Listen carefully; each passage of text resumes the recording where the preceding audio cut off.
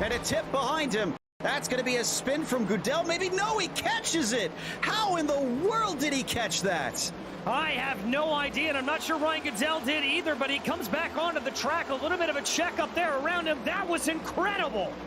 And taking advantage of that, Clayton Ham. Let's take another look at this replay. The 14, all sorts of sideways, and it starts to look like the car wants to go again. That's why he went on the apron. I thought maybe he just was slow and was trying to get out of the way, but he had to save it twice.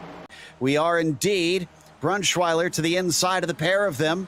That might not necessarily be the best line unless he can get it woed up in time. He's the bravest on the brakes, and he is going to get it. Wow, the 4 moves up to 5th in a 2-in-1 move. Side by side between Burns and Vanderbilt. Vanderbilt has the inside, but not a nose ahead at first under braking. It starts to go back ahead. They're going to go wheel to wheel through here, giving each other space. Now it's a drag race, DJ, on who gets to the line first. And it's going to be a shorter line there for David Burns, but it's not giving any room by Johan Vanderbilt. They're going to dive down into the corner. Little bit of bumping and banging, but who's it going to be? I think it's Burns by 22 thousandths of a second. Meanwhile, up towards the front for TCRs, this has now swapped. Waring has swapped with Hardman. That took place last time by down the front stretch. Now looking to swap back. Look at this. Ascend to the inside. Hardman runs along the curb in the hairpin and just about completes the pass and does. Battle for second now up as Wager tries to send his way in for Britannia iSports. Wow, this is a three-way battle for that first position.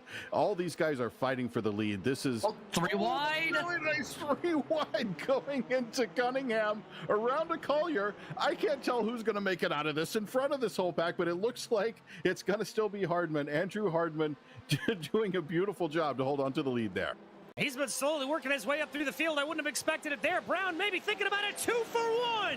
Wow, great heads up by Johnson, who sees him coming and gives him space, and great braking by Travis Brown. I didn't think there was any way that he managed to get side by side. Nor did I, but he runs wide there, and that's going to open up the door back for Jeffrey Shulam. Wheel to wheel, fighting for the 9th position, and it looks like Shulam might have it. Travis Brown cutting back underneath. He's going to fight back on Jeffrey, who's had his hands full for just about the last 5 laps in its entirety, and unfortunately, once again, he is snookered around the outside of Sayat.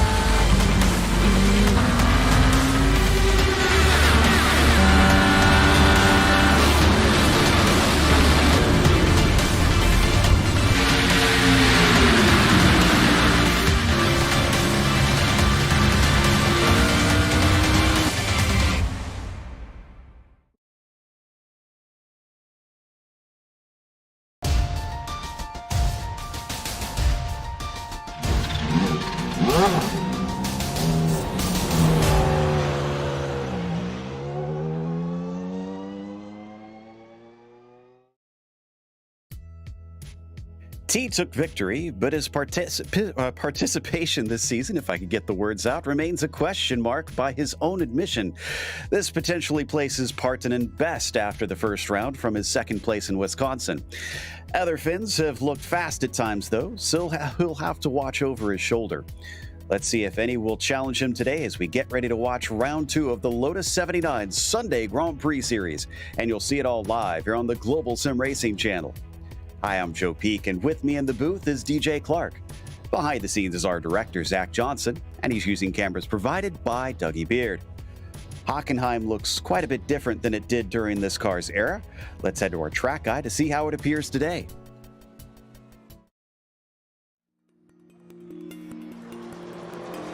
Welcome to Hockenheim. Located just an hour away from the border of France, this is a German track whose nature has changed drastically over its history.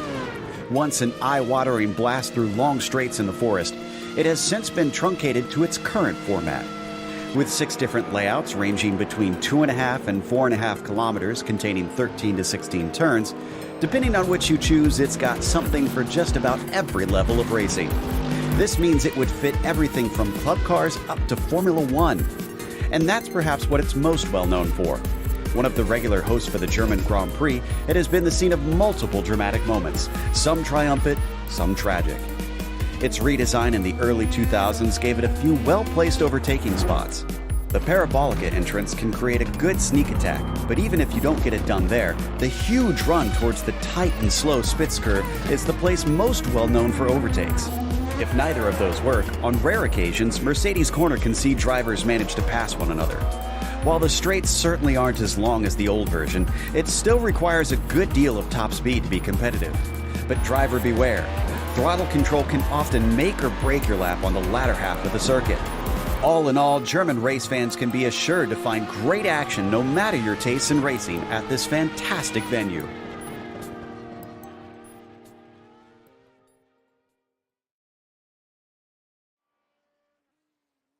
Well, DJ, it might not be the old Hockenheim, but honestly, I don't know that the old Hockenheim would help these cars a whole bunch with the way it had those long straights. So what are we expecting here today? Well, what we're expecting here today, Joe, is a race where we're going to see some good side-by-side action, really all the way from the Spitzkehre down into Mobile 1. You're going to see a very, very big draft on the Parabolica, setting up for your main overtaking opportunity going down into the Spitzkehre, but down into the Mercedes Arena section. That always seems to produce some great side-by-side action in these Lotus 75s. It is going to be tricky getting down into the north and south curves. Those are very, very quick corners, and the ground effects should be in full effect there. Now, as for this season, it's pretty simple for the championship because they are as they sat at the finish with Andy T taking a full haul of points. Perfect score for him, but he's not here today. So Partanen, as we mentioned, is now sitting best as he is here for this round. And Michael de Turk will be behind him in the points. Frisha in fourth and Jukka Tolinen in P5. I believe all the other four are here for this one. Let's take a look at the team's championship, though. Well, Joe, in that team's championship, we've got a four-way tie for the lead with Equipment Renault Elf, Marlboro team, McLaren, Martini team, Lotus, and Ligier Gitain having it all 29 points. I don't think we've ever seen that close of a battle up at the top. Olympus Camera Wolf Racing only 3 points back of them. Obviously only one race in, but so very, very tight. As for today's race details, it actually doesn't take that long for these cars to get around here. So we've got 32 laps to try and get done. And it is an open setup, but they don't have a spare car. Now, it's a modern Grand Prix track, so there's a lot of runoff, especially in the faster corners. That doesn't mean that you won't see some issues, especially with the curbing. And let's be a little bit concerned about the off tracks since they do have that paved runoff, because drive-through penalties will be given out at 17 incidents and disqualifications at 25. But we've got a few times now coming onto the board. Partanen up onto the pole. Let's see who can follow that 25.9. Looks like Frisch is just starting his first lap. I thought we'd have more drivers across at this point. So nobody else here coming through at this stage. And I think Isaac Snyder of a Trangere just getting ready to come across. Looks like Jukka Tolinen puts it half a second away from Partanen. That was a mighty lap from the number 2. Finnegan, Ryanen not able to get there. Trangere gets closer. He's 4 and some change tenths away. Still not very close for such a short lap. I'm kind of surprised that we're not seeing anybody manage to challenge Pauli. I am as well, Joe, that it's a very, very big gap for him up front, and he's going to be sitting pretty with that. And I will say, though, is Timothy Vaughn able to come in and get within 0.3 of Pauli Partanen, but that's still a pretty sizable advantage up front.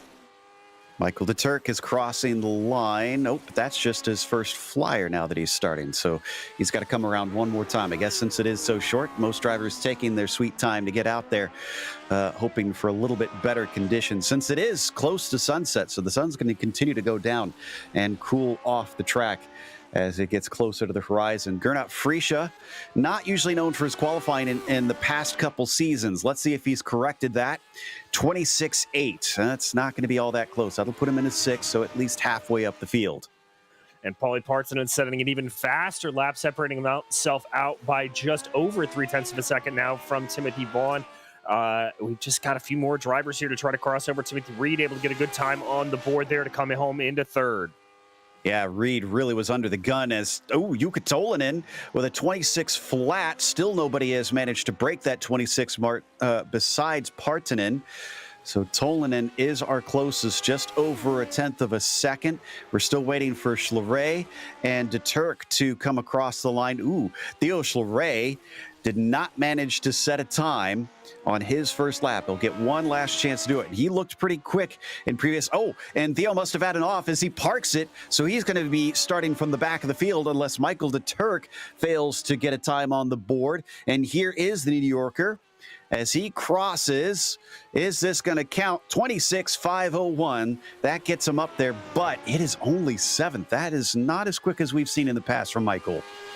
No, he'll want to do better. And yeah, Theo had a little bit of a spin coming through the Sachs curve on the previous lap, but he must have just run a little bit wide on the north curve, and that could have thrown him off. So we continue to watch here Michael De Turk, seeing if he can maybe better up that time a little bit. Wow. So this is going to be an interesting grid. Gernot Frische goes up to 8th on that latest lap. So he's just behind Michael De Turk as Michael sits.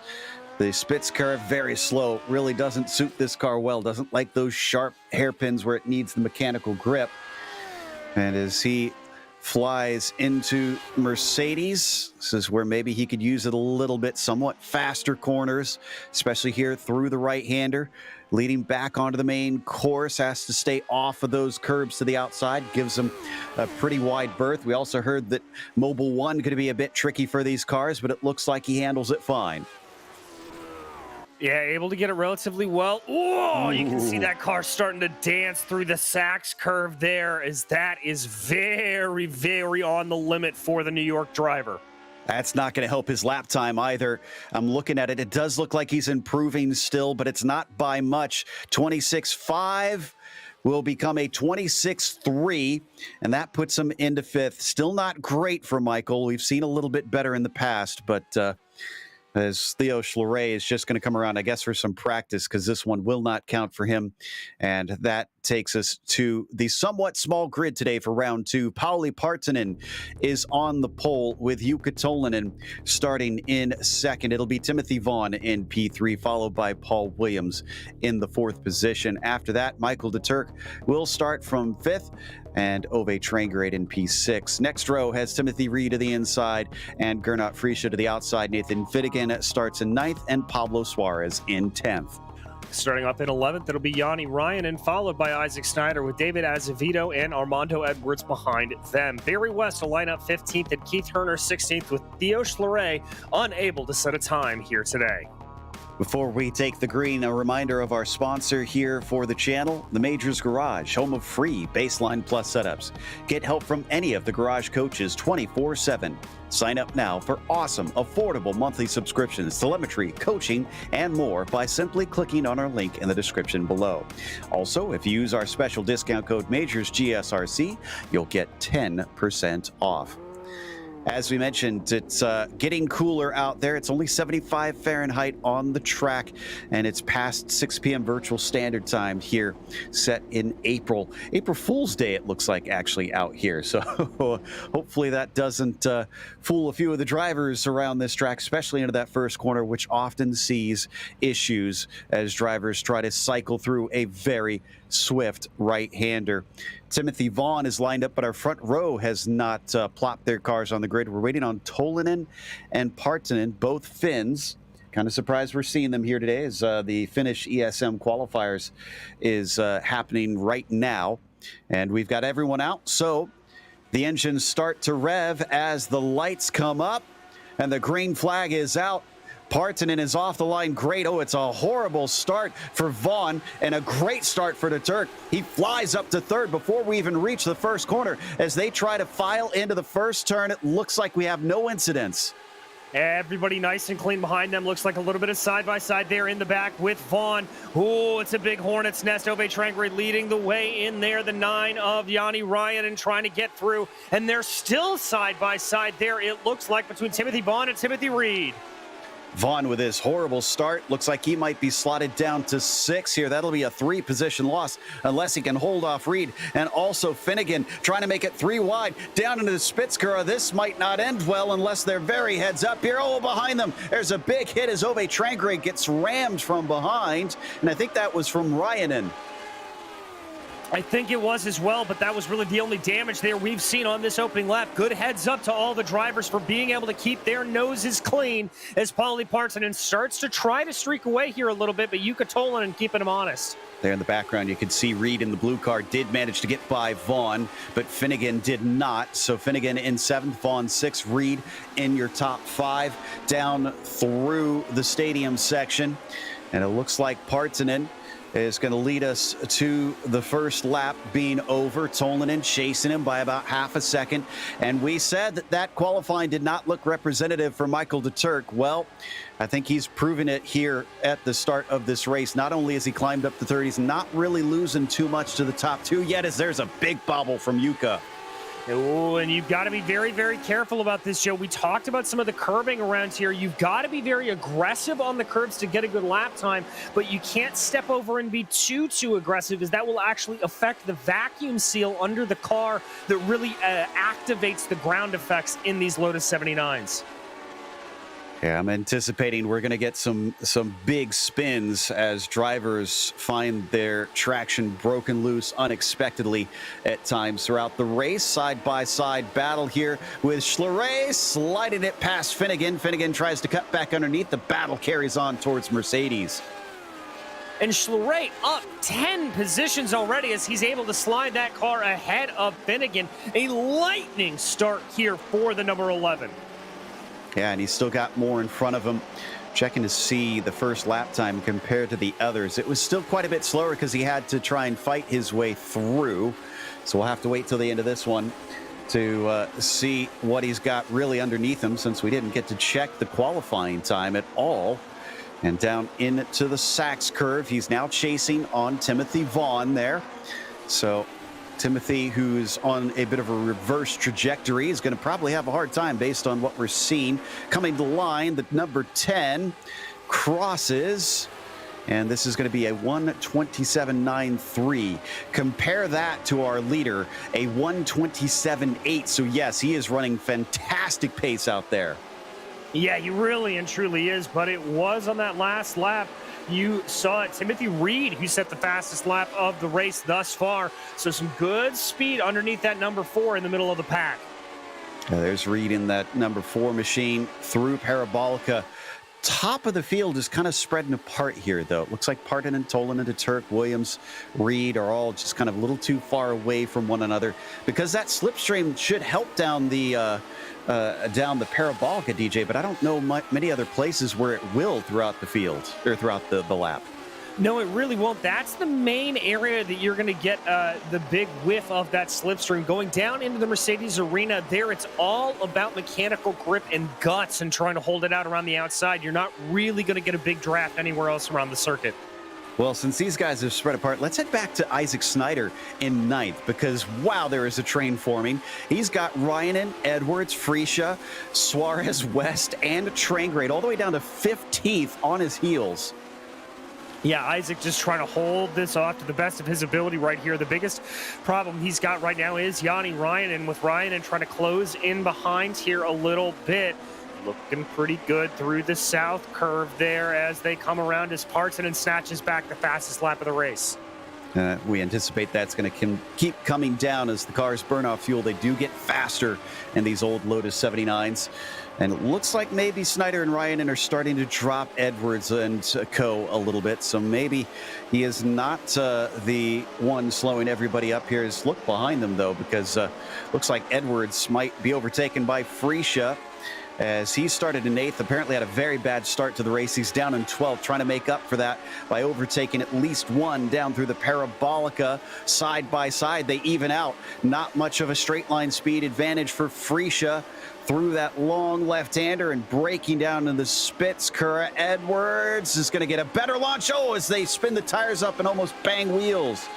And that's some of the danger in those slow-speed corners. Very easy to spin up these big rear tires with as much torque as they have. Freesia trying to take a very wide line to clip him off, and there he's able to get it done. Edwards now under attack from Suarez a little bit, but Suarez in turn is under attack from Barry West. And let's not forget about Ove Trangrade, who we know had a little bit of contact. Not sure if he damaged the rear of the car by being hit, and it's slowing him down. He's going to try and overtake West, but it can't quite get inside of him into the banked Sachs curve. No, not able to do it. And despite that banking through the corner, that's a very tricky corner to overtake. It's really only one line through there, Joe. Yeah, this doesn't seem to offer much to Ove for now, so the Norwegian stays behind the Brit. Really, much of the action has been here in the latter half of the field. The front just not closing in together. Let's see who's got the speed coming down into the braking, into the Parabolica entry. Looks like Edwards still under threat now that he's lost to Freesia. Suarez going to try and rack it up and see if he can do the same feats as Edwards. Doesn't go defensive. He holds to the left-hand sides. Suarez takes the open invitation, tries to outbrake him down into the Spitzkura, and he's got a nose ahead, but he's got to get the exit right, and he does. Oh, that was picture perfect there for Suarez. A great move. And now it looks like Barry West starting to get a little bit of interested as Armando Edwards is just hemorrhaging positions. And you can tell he's got a little bit of damage to the left front of that Red Bull machine there. So he is clearly suffering, I think, in some straight line speed. I wonder if he clipped one of those taller curbs at some point there. And down into Mobile 1. Ooh, way wide there for Trangerade. Keeps it from going all the way into the dirt. But there's a bit of what we were hearing from the drivers. That Mobile 1 curve is one of those danger spots if you get offline. Yeah, indeed it is. You really can't try to go too wide through there. It'll really, really catch you out and throw you for a loop, Joe. You've got to be very, very careful. Ove now looking very, very aggressive here. Is he going to have a look into the north curve? No, he's going to keep it behind him now. Oh. Runs a little bit wide. Yeah, Barry West having to catch the car. That's the second corner road he went wide, the south and the north curve. He just straddled the curbs, and Trangrade took advantage. That's 14th place now for the 6, but down 8 spots for him, unfortunately. As, Schleray and Vaughn. Theo's caught up to Timothy, and he is through in the Spitzkura, so that's going to give him 6th place. Yeah, Schleray here on a really good run. Remember, up 11. He started from the back of the grid pretty much there. Oh, as we've had in a round, that is Armando Edwards.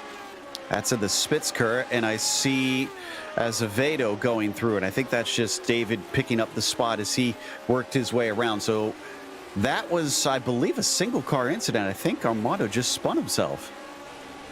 Yeah, I believe that's right, Joe. Doesn't look like there was any contact there. I think he may have just goosed the throttle a little bit, had a little bit too much torque coming through those rear wheels. Let's take a look at it.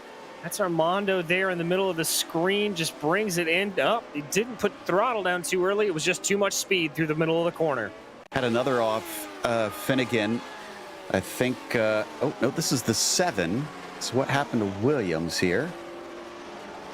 Oh, well, that was, said a technical error on his PC or something. He just straight lined and slammed the brakes partway through the corner.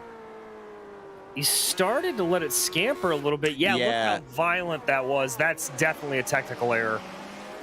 Okay, so something happened there. Also, an update on Nathan Finnegan. He's down to 10th as he had an off going through the Sachs curve. So already we're seeing either errors or drivers running into issues with their equipment. And down into the corner, there was a little bit of a poke from Freesia, but he gets hit from behind. Suarez runs into the back of his car. So the number 1 loses a little ground, having to collect it up. Finnegan still in front of him, but Freesia has been continuing to plug away and make up for whatever plagued him at the start of this race. I'll actually have to go back and look and see how he lost so many positions. Yeah, I'm not entirely sure there, and it's not exactly what we'd expect out of Gernot. As we've said, Gernot is really just not... Whoa! That's a big off in front of him. That's Jani Ryanen. Oof. So the 9 having some big damage, and naturally he takes a tow. So that'll be it for him, unfortunately. And I'm watching Frisch's first lap on my screen here. Yeah, he just lost 4 positions, I think, having to check up behind the wreck that we saw at the Spitzker on the first lap, where Ove Tranger got hit from behind. So that unfortunately cost him what he's been since making up. And he has now got 2 more positions to go. Ryanen is in pit lane. Not sure if we'll see him back out. We're down to 16 cars on the track here on lap 8. All right, and as we continue to watch here, Gernot just stalking behind Nathan Finnegan. Now he's got the gap underneath a second here. It's hovering at about 7/6, and so he'll get a nice dose of that slipstream coming down the long parabolica, and he'll start to position his car here to get that move done. Edwards just got by Azevedo at the Spitzker. So that's going to give Armando back one of the spots that he lost, as well as we continue to watch Frischa chasing Finnegan. And let's not forget that Isaac Snyder before was in front of a whole bunch of cars. He's also up 4 positions, so he's taken advantage of some of the issues on the first few laps of the race. He goes quite wide through Mobile 1, but at least keeps it from going off course completely. That's going to lose him a little bit of time. Finnegan is down to 0.6 seconds back, and Frischa down to 0.5 behind Nathan. Yeah, indeed. Everybody's starting to just come together here a little bit. This is going to be one of those areas I think you're really going to see the drivers start to come alive. And there you can see another battle behind there with Ove and Suarez. Yeah, so that's for the 11th spot, just outside of the top 10. Suarez in the darker machine, Trangerade in the Honda liveried Lotus. So they plunge into the parabolic entry. That was a bit of a slide there just off the apex for the Norwegian. So Ove falls back once again, but now he gets towed forward by the slipstream. Let's see who's got better straight line speed. Looks like as they go down, Ove looking for the move here on Pablo Suarez. He's going to have a peek, maybe try to get it done. That's a very late maneuver, but he's at least going to be able to get the inside and gets better run off the corner. Not sure if Suarez outbraked himself or just decided to give way when he saw him coming. He's going to try and fight back, and it's not there. So he'll stay behind. Still another slide from Trangerade, and he is officially through into 11th. Wonder if we could take a chance to give a little love to Partanen here. He has been leading this entire race. He's about 2 seconds ahead, so not huge gaps here by the time we're up to lap 9, but he's been steadily increasing it over the number 5. Yeah, just slowly but surely bringing that gap larger and larger. He's been growing it by, on average, about 1.5 tenths per lap as Timothy Reed sets the fastest lap of the race. That number 4 machine definitely has some speed underneath it. There you can see just kind of slowly building it here. Obviously a bigger jump on that last lap, but it looks like Paulie here just kind of doing what he needs to do to pull ahead. And a win here will be very handy because that will easily put him in the points lead from here. Also, Timothy Reed might want to watch out because Theo Schleret is the next one up on him. And I'm looking at the most recent lap. Does look like they're running somewhat similar times. But I think Theo is just barely eking away at that gap. So Reed's got to Turk right in front of him. Michael may have gotten into the podium on the first lap, but for the first time, we're starting to see a little bit of pressure on that orange number 3. Indeed we are, and this is really where you can just try to force an error out of the driver in front of you. And just keep pushing that car a little bit, keep within about that second or so area, and Reed doing a fantastic job to be able to close in nice and tight behind here. Onto the front stretch once again. This time across to Turk, a 27.73 and a 27.3 for Reed. Yeah, he gained a bunch, about almost half a second. And actually looked like a loss for Schleret that time behind them, the 11 car with the 27.5. So he's got to keep it up a little bit better than that. And on to the Parabolica once more. I think Reed is within slipstream range, so I think he'll start to pull that in. So I'm watching that time. Yeah, it's starting to decrease, not by huge amounts, down to about 3.5 tenths as they hit the brakes. So not able to attack, but certainly feeling the effects. Yeah, definitely starting to feel it, and this is really the sector of the track where he's going to feel a little bit of that dirty air. It's going to be harder for him to keep the power down, the air wash off of these cars, even though the fact that most of the aerodynamics are generated from that ground effect, the Venturi tunnels underneath the car, there is still a large amount of aero wash that comes off of these wings. Snyder had a bit of an off coming through the Spitzkura, and once again, it's a solo car incident. I'm kind of glad that we're having mostly solo car problems and not drivers running into one another, but a bit surprised to see how many spins we've seen today.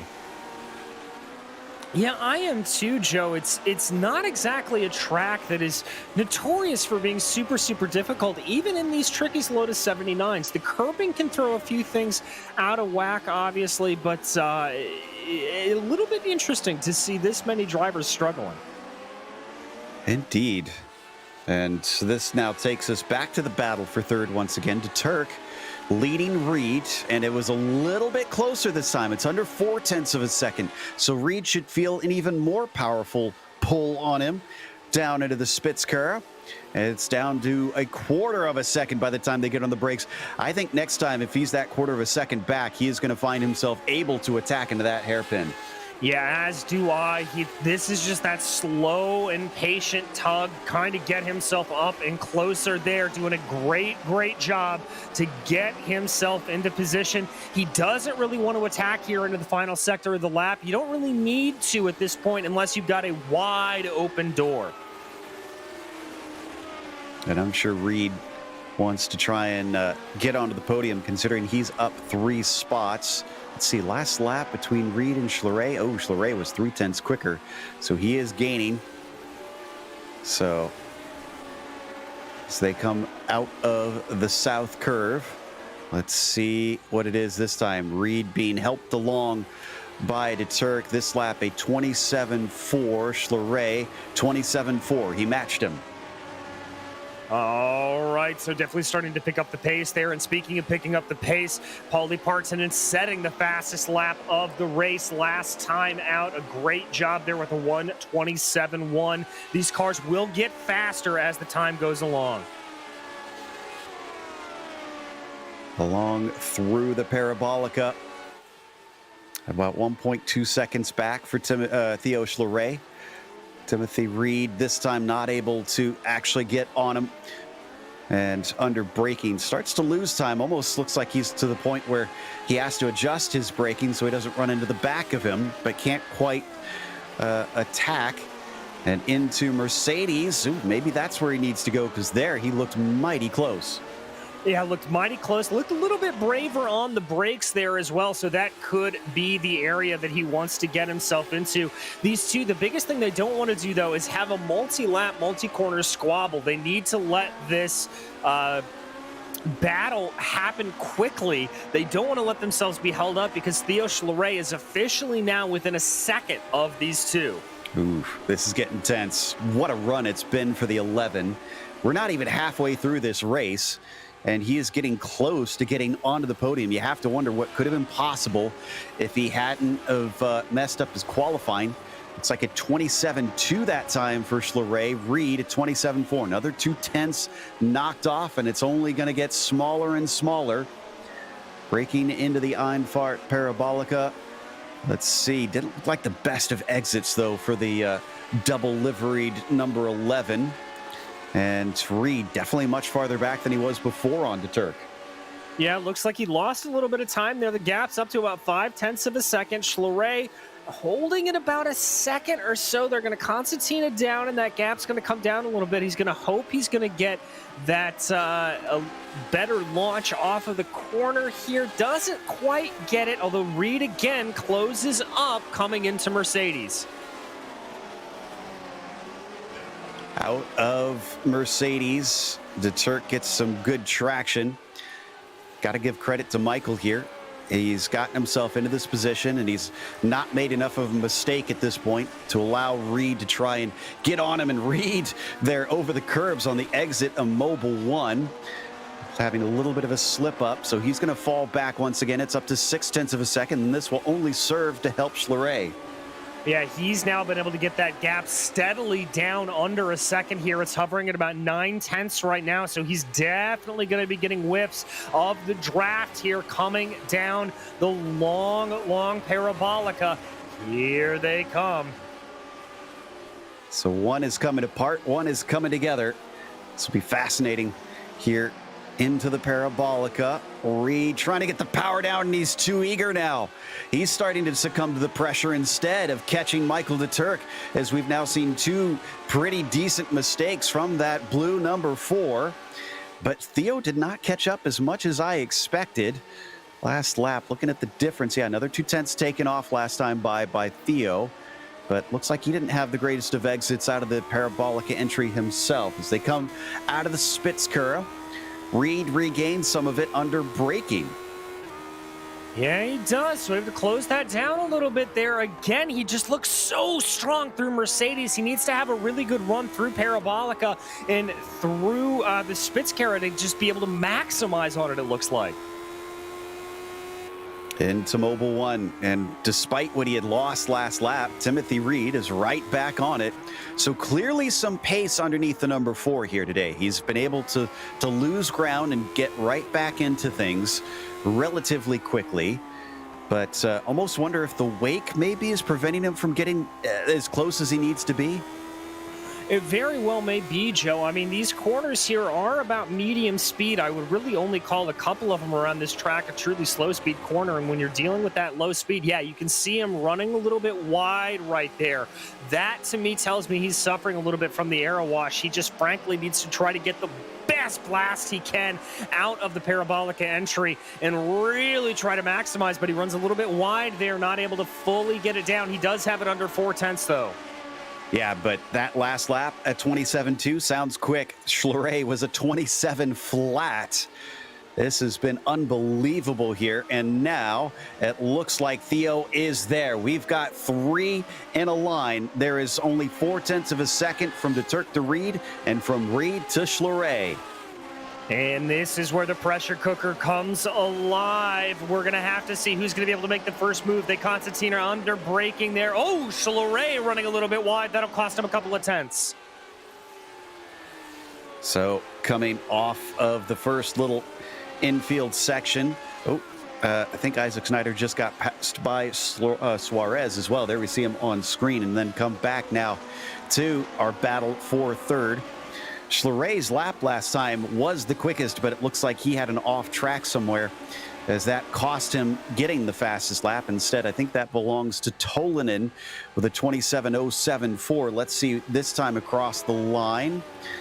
Nope, 27.3 for Theo, so not quicker for him on that one through. In fact, it looks like Tolinen 27.070 as he came across, so he holds the fastest lap. Indeed he does, so maybe a little bit of a charge here. Remember, as these cars get lighter, they really do feel differently, and you can set up the cars for the early run in the race or the late run in the race, and so it could be a situation here where Yuka may have a car that's set up for a little bit of a later run, and he could be able to put a little bit of a challenge here to Paulie Partsinen. Also, Isaac Snyder's loss of 11th was due to a self-spin once again. Same spot, almost the exact same thing. Rear of the car does not like that slow Spitzkura hairpin. As we watch Reed start to size up to Turk, looking a little bit left and right. He hasn't been able to attack, so now is he trying to get into the head of that number 3 car? Is he seeing if he can show himself in the mirrors to try and make a difference psychologically? Oh, as he's a little wide through Mobile 1. Well, and that's the give and take you've got to get. You want to try to put yourself offline to make the driver in front of you think that you're going for an attack, but you can't do it and compromise your own line in the process. So very, very fine line to tread there in between the two, Joe. Flying along the front stretch, Schleray lost a little bit. It was up to 9/10, back down to 0.6 of a second. This time, 1:27.040.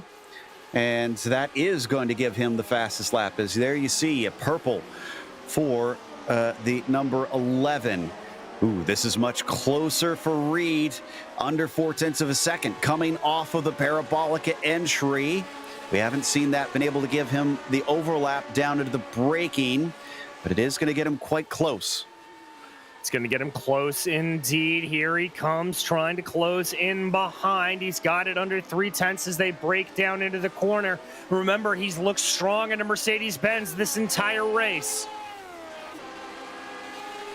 Up into Mercedes. Don't think he's close enough, though. But yeah, he's going to gain under braking. So I think that's the call. I think if he gets himself a little bit of a slip up from de Turk off the corner when he gets a good one, that's going to be his best chance to try and break into the left-hander of Mercedes. And coming into the Sachs curve, just hanging out behind him now. Schleray's got it down to 5, almost 0.4 of a second. So he's recovering from whatever cost him time a little bit earlier, and we're down to 15 to go, so we're past the halfway mark. Oh, and now it's Suarez's turn to have a slip up. In fact, this was an attack from Snyder. Snyder made a great move down to the turn. In fact, they banged wheels. Wow, good stuff there from Isaac to be able to get on by, and you can see the gap. He's already been able to expand there a little bit. The 13 putting in some good work here. He's got a long way to go to try to catch up into the top 10, but a good move nonetheless. Oh, but Snyder's in. Did he hit the incident limit? Is this a drive-through penalty? That is a real shame if that's the case. He must have been off a number of times then. Spins worth about 2 incidents each. And yep, that looks like a drive-through penalty. Oh, and something's happened to Reed and de Turk. Reed and de Turk coming together down into the Spitzker, but this started with de Turk spinning the car, and poor Reed had nowhere to go. Schleray inherits 3rd place. Oh, my goodness gracious. And a little bit of a battle there in the back between Timothy Vaughn and Paul Williams. Wow. And Suarez and West also side by side. Boy, things have been suddenly coming alive. We've seen a pressure cooker's drivers have been just holding station with each other, but this side-by-side battles carries all the way down into Mercedes. That's Suarez to the inside, and Suarez can't quite get it done. West continues the attack, and as it switches back into the right-hander, no, he's not going to be brave enough. As still side-by-side through multiple corners now. Do they dare through Mobile 1? This is single file. He manages to get ahead, but he's wide. That's job done. Suarez gets 11th. Great tenacity there from Pablo Suarez to just be able to hold that out and be able to get that move done. All right, we've got the replay for Reed and de Turk. Not sure if we've got a chance to go back as well to Snyder having that battle. That'd be worth taking a look at. This is just a straight up self spin from de Turk. And Reed, I mean, he probably just had no time to react. He was on the inside line with him. Car parked there. He had nothing to do but to come to a halt. Yeah, and we ride on board with Schleray, who frankly was just safe enough to be back there that he was able to pull that out and not have any problem and get around both of them. Wow. So Schleray is now easily into that 3rd position. Reed's about 2 seconds back, and there is the contact between Snyder and Suarez. And I think Snyder was not happy about that, because I heard him get on the radio and I didn't understand until he came into pit lane. I suspect that is him complaining about the incident limit being met. Yeah, I would have to imagine. That's got to be very, very frustrating for him. He's been driving a pretty good race here thus far. And on these modern Formula One circuits like this, so easy to pick up those off tracks, but it looks like that battle between Barry West and Pablo Suarez may not be over quite yet, Joe. Indeed, there's a couple battles that are close together. This one, as well as Finnegan and Freesia, just bubbling up once again. Credit to Gernot Friesche, back to 9th place. He started this race in 8th. So doing pretty handy is coming through the south curve. They got a friend as well, Suarez, not only being chased by West, but Armando Edwards up to 13th. So Armando's been having a bit of an adventurous day today with his own little bit of problems. Yeah, to say the least there, Joe, but he's able to have his nose into a battle here, and that's really all you can hope for as a driver sometimes when you've got a rough day. Oh, we've got a little bit of a side-by-side here. This is Gernot Friesche trying to work on the 13 of Nathan Finnegan. Shallow exit, and you can see how hard it is to get the throttle down for Friesche, cranking that wheel on. The car complaining as he tried to get on the power. He'll get a second chance, but he decides not to go for it in the Mercedes. Yeah, opts against it there. Just wants to try to set it up a little bit better, I think. He saw how well Finnegan was able to defend and probably didn't want to do anything, but it did cost him a little bit of time there. Ooh, behind them, West just went deep into Mercedes as he tried to attack Suarez, and I think Edwards might have a good shot at things. He's still quicker than him, but Mobile 1 is a very tricky corner to make a pass, and no, it looks like Edwards too far behind to try and take it side by side. Yeah, he's going to opt to not go for it there, but he's just going to want to try to take up behind as close as he can, as it looked like West ran a little bit wide there through the Sachs curve and didn't exactly get the power down the way he wanted to. Is that going to open up more of a door here for Armando Edwards? It might. Let's see as they come through the north curve. Not really a passing zone usually unless you're extremely brave. He's too far behind for that. And then maybe sometimes the parabolic entry. And no, he's not going to be able to do that one. This is where he now needs the slipstream, but both of them, I believe, are a little bit damaged as we go side by side down in a Mercedes, and that's Timothy Vaughn finding Paul Williams trying to threaten that 6th place. Yeah, good defense there from Timothy Vaughn, able to hold that out a little bit more. Remember, Vaughn down 3 positions, as is Paul Williams on the day, so they're on a little bit of a recovery drive here. Poor Michael de Turk back to where he began things after he was having such a good run early on. But he's got to be hoping that Vaughn and Williams battle that little bit more, because we don't know if Michael has any damage as well since he got ran into. And, well, actually, there it is. There we can see the damage on the right front, probably where he got hit in that hairpin through the Spitzkura. So that's probably damaging his straight line speed. Well, let's see what they've got here. Should see the cars get up to about 168, 173 by the end of the Parabolica. Yeah, and watching de Turk here, that is some pretty hefty damage to that front wing. We've seen a little bit of it, you know, just kind of kink and crinkle the wings there a little bit. You can get away with that, but that is hefty, hefty damage. Looking at the top speeds there, yeah, it looks like he's down a little bit. We've got some action behind. That's Williams trying to attack on Vaughn and went around the long way. He's going to cut back, but this is going to be the outside once again, at least once they get to the braking. This is going to be tough. Wheel to wheel down in a Mercedes. It's been a popular spot into here. Still nobody willing to give way. Williams back to the inside. Can he make this stick? No, the outside on the exit of that corner seems to be the place to be. Timothy Vaughn, no, he's going to be on the outside of Mobile 1. He holds tough. Oh my goodness, those two are tooth and nail, and Vaughn will stay in 6th. My goodness, Joe, that is some elbows out racing there from these two. An incredible defense from Timothy Vaughn. Wow, so the 10 is being a tough customer. Oh, he's way wide there coming off the final turn. In the meantime, as Timothy Reed sets the fastest lap of the race, he's extending himself from Michael de Turk up ahead of them. But Timothy Ron in that Brabham machine has been doing handy. The Brabhams have been having a nice couple months here, as over in Indy Lights, of course, Matthew Brabham taking another win there, returning to that series and trying to climb his way up the Indy ladder. 3rd generation there of that family, and trying to do well for them. Timothy Vaughn is slow on a straight line. 2nd time now we've seen Williams being able to attack. Oh, but he spins it. Another victim to the Spitzkura here. Oh, just catching another driver out there. I'm not sure if there was a little bit of bump there in between the two or if that was just a simple spin. Here we've got a little bit of side-by-side with Ove triangulated and Nathan Finnegan. Finnegan trying to hold off the number 6. Finnegan's going to get that defense done. Trangrade can't get through. Well, I guess the big one for these drivers, is Reed just overtook Schleret. How did Schleret lose that? Oh, he spun. He spun through Mobile 1. He got very lucky. He caught it, though. He was out into the gravel, and he could have been much farther off, but he caught it as it came back around and continued on. Let's take a look at this one. All right, let's spool up that GSRC replay as he comes back through. Just took a little bit too much of the entry curve there into Mobile 1 and just lost it, Joe. Reed into third, which is where he wanted to be in the first place. So nice job to the 4 of never giving up on that one.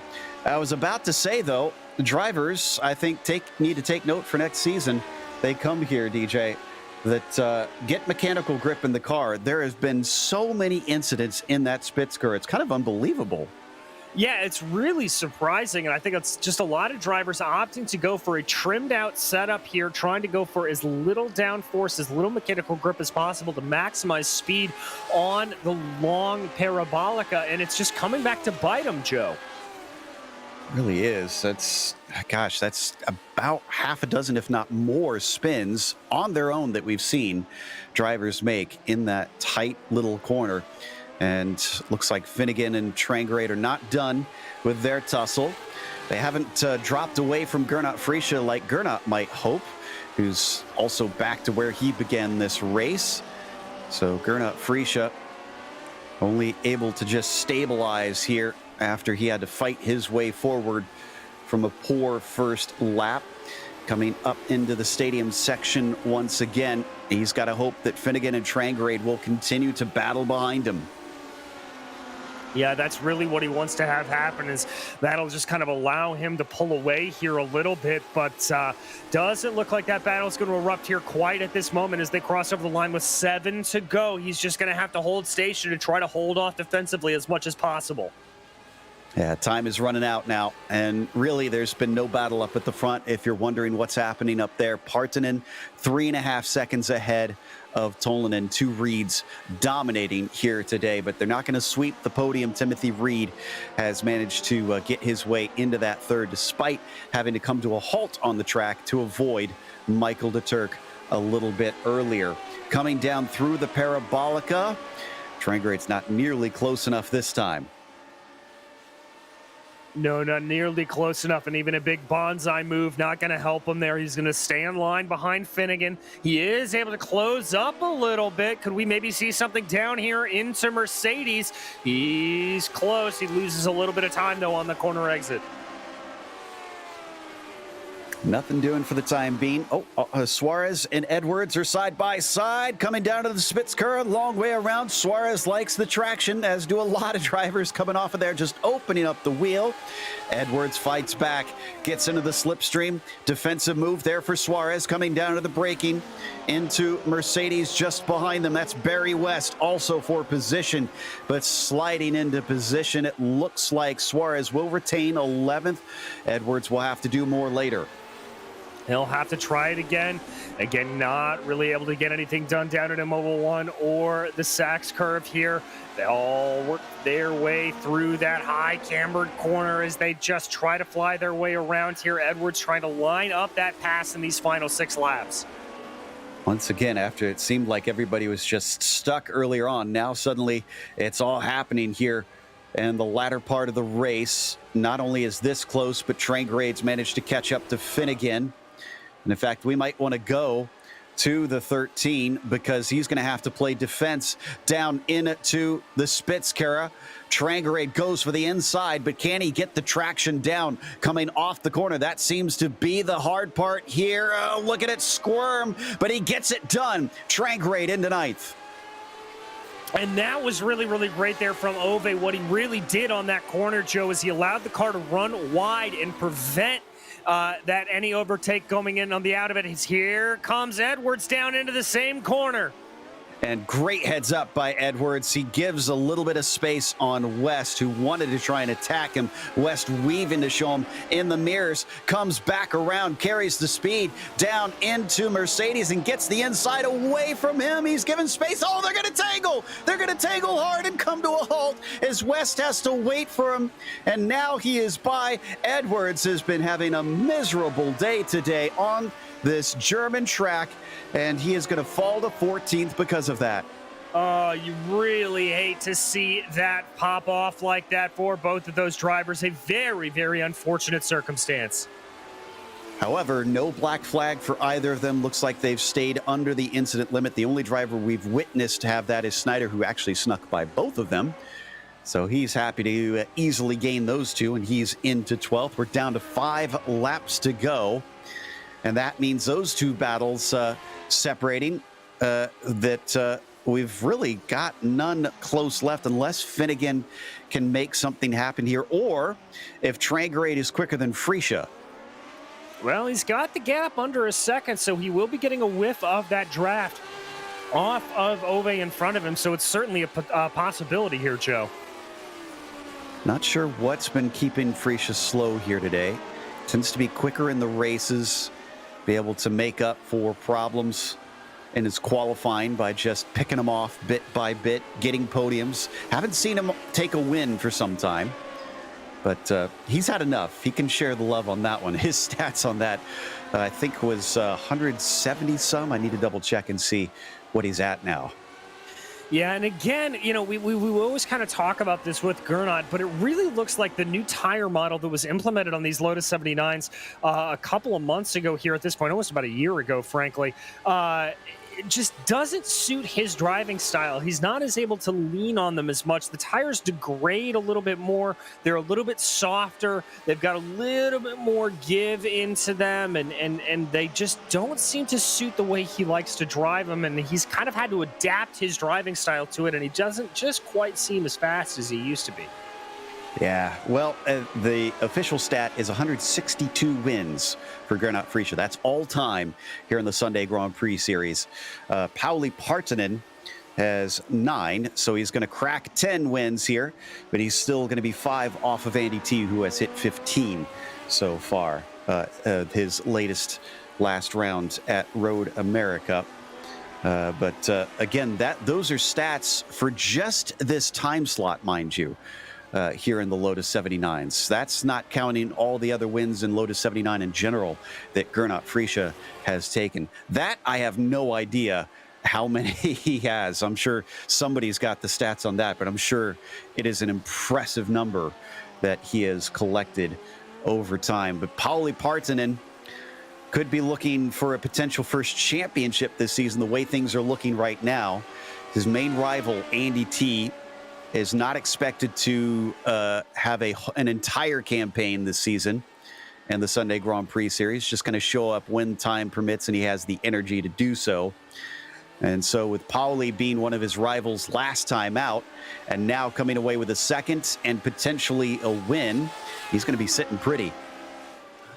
Yeah, he is indeed. He's going to be looking very, very pretty at it. We focus there on that number 2. He's got a 6-second advantage right now over Jukka Tolvanen, so driving very, very well and not really having a whole lot to worry about here in these closing 2.5 laps. Tolvanen just can't keep the pace today.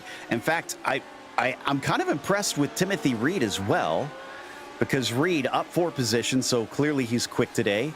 And remember, he had to come to a complete halt at one point to let De Turk get going, and then Schleray snuck by in that. And yet in all of this, Reed's only behind Tolvanen by about 2.3 seconds. That's a pretty small gap for someone who's come to a complete halt at one point in this race. Yeah, it really is. And proven point there, Joe. Timothy Reed setting the fastest lap of the race. So clearly a lot of speed in that number 4. Interesting note for Tolvanen. I'm looking through the stats. Tolanen's never had a win in the Sunday Grand Prix Series. He's got some podiums, though. It looks like he's been on the podium 6 times. So We'll see if he can break that duck this season. Certainly looks like he's got a shot at it. As 6 seconds behind, yes, that's not super close, but in the top split today, which we haven't mentioned, this is top split of 2. I'd say that the number 5 has represented himself well today. I would certainly say he has as well, Joe. It's good to see Yuka up there. He's one of the stalwarts in this series and driving a very good race. New livery for him this year as well. Indeed. Same deal with Timothy Reed. No wins to his name so far in this series, and only 2 podiums. So this will be his 3rd ever podium. This is probably going to be a bright moment for that number 4 car. As we come to 1 to go for Pauli Partanen, all he has to do from here is cruise to the victory in that number 2. And we got a little bit of something over the radio for Paul Williams. Not sure what that was about. I'm checking to see, and I'm not seeing anything on my screen, so not sure what he is miking up over. He's going to get a 7th place himself. Yeah, I'm not sure either there, Joe, but yeah, white flag in the air for all of these drivers as they make their way around just one more circuit of this Hockenheim track. Freesia is our closest fight, which is also tied with Trangrade and Finnegan. Each of them about 9/10 apart from one another here on this final lap, which really isn't much of a battle. So we keep our eyes on Partanen with just a few more corners to go. Down into Mercedes, kinking off to the left and then switching back to the main course once more as the number 2 keeps it at that steady 6.5 seconds away from his nearest rival.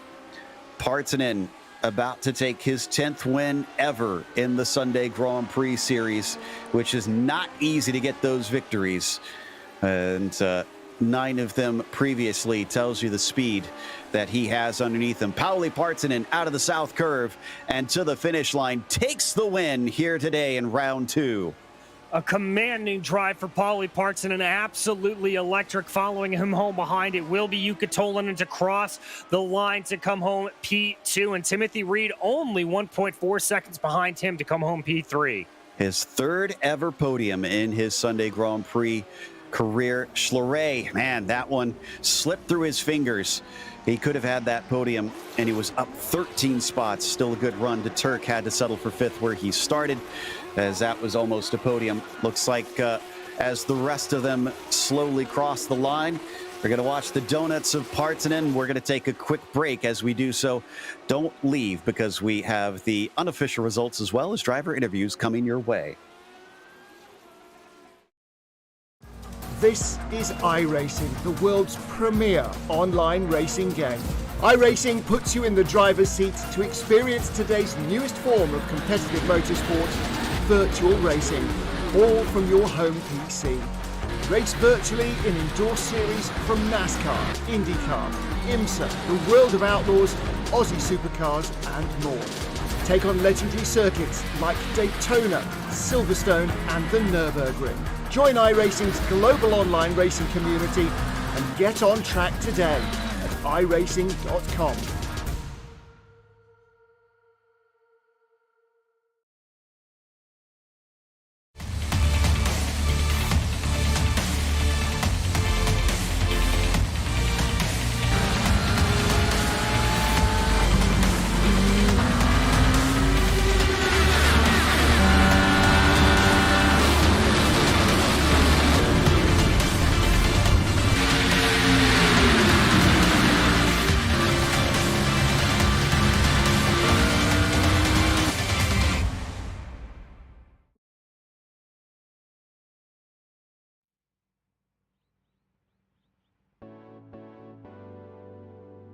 Welcome back to Hockenheim. We just saw round 2 of the Sunday Grand Prix Series, and Pauli Partanen takes his 10th ever win, putting himself in the points lead after this. Yuka Tolanen was P2 behind him, with Timothy Reed also getting what has turned out to be a bit of a rare podium for himself, 3rd place. Theo Schleret didn't put a qualifying time in, only driver to do so, and went from 17th to 4th, but it could have been 3rd if not for him having a bit of an error. Michael de Turk wound up 5th after having a momentous launch off the line and then just couldn't keep from losing those spots. Timothy Vaughn was behind him in 6th, as Paul Williams, we got confirmation, had a problem with his wheel and wound up falling to 7th. Gernot Friesche was P8, exactly where he started. Ove Traeger in 9th, and then top 10 were rounded out by Nathan Finnegan. In 11th, it was Pablo Suarez, followed by Isaac Snyder with Barry West and Armando Edwards behind him. David Azevedo was in 15th, followed by Keith Herner, who was a lap down, and Yanni Ryan, and who had a DNF here on the day. Looks like we've got our winner ready to talk to us, Pauli Partanen. Let's have a chat with him after his most recent win. And Pauli, congratulations. It looked like Jukka could not keep pace with you by the stats that we see. This is your 10th ever win, but I think more importantly, this puts you in the points lead. Yeah, the points lead is the most important one, but actually Jukka had great pace. Jukka was very fast today, and yeah, he was a bit losing in the end, made some mistakes, but Jukka had really the same pace as me. I just didn't make that much mistakes, and I used Jukka's setup also, so very big thank you for Jukka. I'm proud of him. What are the biggest, I guess, more shocking storylines that we noticed in this race?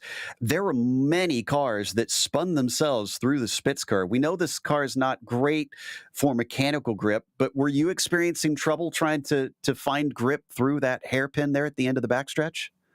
Yeah, I've been struggling with this track this week. Very little practice because I was practicing for Sebring race last night. It was, and yeah, I had problems, but just before the race, I was able to find good lines and how to use the car on those corners. So I was able to avoid those mistakes in the race. But yeah, I was struggling there very much. Well, like we said, points lead, got to leave you with a smile on your face as we head on over to Monza, the combined circuit, from what I understand. Yeah. Are you nervous heading there? Yeah, I'm very nervous. You never knew what's going to happen there. Anyone can win that race. So it will be interesting to see how it goes. Yeah. Well, regardless, is there anybody you want to thank that helped make today's win possible? Well, of course, Jukka for setup. Amazing job. He really made good setup for this week. Like amazing to drive, and yeah. Also, thank you for Michael. We had a very fun race yesterday, and thank you for him also, and thank you guys also. You made great broadcasts. That was Pauli Partanen, your winner, as DJ's caught up with second place Jukka Tolinen, still looking for that first win in the series. I have indeed, Jukka, a great run out there. You were setting some very, very quick times, and I hear you're a little bit of the setup guru this week. Yeah, actually, it's the usual story. I'm doing the setups, and Pauli is then winning. So it went like usually and how it's supposed to be. But yeah, it was first 1-2 for us, and we were really glad about that, of course.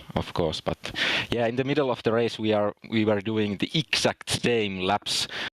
Lap after lap, but then I made some little mistakes and people behind us started catching, so I just then tried to be safe and didn't push anymore, so Pauli was able to fly away in the end. And also in the first laps, Pauli is so quick that it's hard to keep up with him before the tires get some temperature. But yeah, I'm happy with second today. It's been a good season start for me. I usually struggle in the beginning of the season, so definitely good one. And as Pauli said, we had fun yesterday with Mike and Pauli in the Sebring 12 hours, so that's why I'm today a bit tired. It ended 2 a.m. finish time, and then it took some time to calm down. And yeah, the pre-broadcast race was the first race for me this week, actually. But yeah, really good result and happy with that.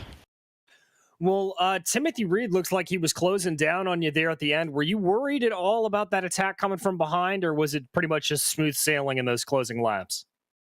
Yeah, definitely I was a bit worried, so I was then kind of managing the gap. I was thinking at some point that should I try to take the fastest lap, but then I saw that Pauli set such good laps that it makes no sense. So I started just managing the gap and counting that I will have some margin, but not taking any risk actually. So yeah.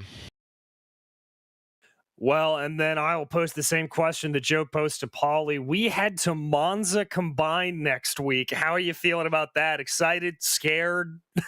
Oh la la! I can't wait for that. It's always like one of my favorites. So it's crazy. It's gamble, but it's always fun. At least if you don't crash out. But yeah, it's a long week, and I hope we will get many official races. So really looking for that. Well, I know I'm very much looking forward to it as well, Yuka. But as for today, is there anybody you'd like to thank for this second place? Pauli, of course, and Michael and CDC guys, and you, of course, like always. Thanks. Thank you so much. That was Yuka Tolonen, your second place finisher here today. Joe? That takes us to third, Timothy Reed. And I have to admit, I'm a bit surprised to find out that this is only the third time that Timothy's ever finished on the podium for the Sunday Grand Prix series. So this has got to be a great day for you, Tim. I'm sorry about that. I was on mute. Yeah, it's a great finish for me. I really didn't have much practice coming into this week, so it's a lot better than I could have hoped for. And yeah, it's a third podium because I didn't crash out. So that's probably just need to keep doing that, and maybe I'll have more. Well, talk about, I mean, you nearly found yourself getting crashed out because you suddenly had Michael spitting directly in front of you. Tell us about that from your perspective. Yeah, it was. It seemed like he was taking a different line that lap. So I was kind of watching him, and I was going to try to kind of sneak it on the inside, and he kind of spun, and it just saw it kind of coming and slowed down. Just fortunately, he kind of recognized that the best way to get out of the situation for it was for him to back up, and I was able to minimize the amount of time loss I had. So it's just, racing incident, no issue there. Well, I know we're going to sound like a broken record, but I am very curious about each driver's feelings about Monza combined with the Lotus 79. Not really a match I usually put together. What are you thinking heading off to there? Are you gonna participate? Yeah, definitely. I'm a fan of the I don't know what to call it, but the F track. Once a season, just like, hey, this doesn't make sense. Why are we doing this? So I think Monza combined definitely fits into that category. Like when we do some crazy Roval road course or something like that. That's fun and interesting. So I'll definitely show up for that next week. All right. Well, who helped give you a podium here today? Well, I'd like to probably thank Andy T and Marco Kayla and all those guys that didn't show up. That definitely helped. But yeah, Michael providing a good set. I basically used that with just some minor tweaks. It was a great, stable set, and everyone else showing up and having a good race. That was Timothy Reed, your third place finisher here. We've got one more to chat with, Theo Schleret, who certainly had quite an adventure today. DJ has caught up with him. I have indeed. Theo, up 13 positions. I guess I have to ask, what happened to you during qualifying, my friend? Well, basically, I just went too fast, and I didn't get on the right asphalt, if I may say. So yeah, I don't remember for the first lap, but for the second, it went out right at the first corner. So yeah, basically, I just pulled my head down and just drove. Well, I mean, it was a fantastic drive, and when you were coming into it, I mean, did you think you had the pace to be up here in P4, or were you setting your sights a little bit lower? Well, I was expecting for the top 5, which I went to, and I accessed the P3 only thanks to an unexpected mistake from Michael Le Turc. But yeah, I know I didn't practice a lot. If not, yeah, I just barely practiced for this week. So I was already happy with my P5. Well, fantastic stuff, Theo. I'm going to ask the same question that we've been asking all these drivers because I'm just so darn excited about it. Monza combined next week. How you feeling about that? Well, sadly, I'm puzzled because I will have to miss that oval-ish race, if I may say, because next week it is the major series fourth round at Phoenix, so another oval with that very car, the 279. So I would just I won't take part to Monza. Oh, well, we're sorry to hear that, but we look forward to seeing you in the majors, my friend. But anybody you want to thank for an incredible drive through the field here today? Oh, well, I will just thank the other drivers, of course, for not winning it at turn one, and of course, as well, my team, as usual, pushing me forward when I'm just down, and yeah, helping me to keep it going. Well, thank you so much, and congratulations once again, Theo. Yes, thank you. That was Theo Schleray, your fourth place finisher. Joe? Which is going to wrap us up. So we want to give a big thank you, of course, to the Lotus 79 community for bringing us back for another season of coverage, and to our sponsor, the Majors Garage.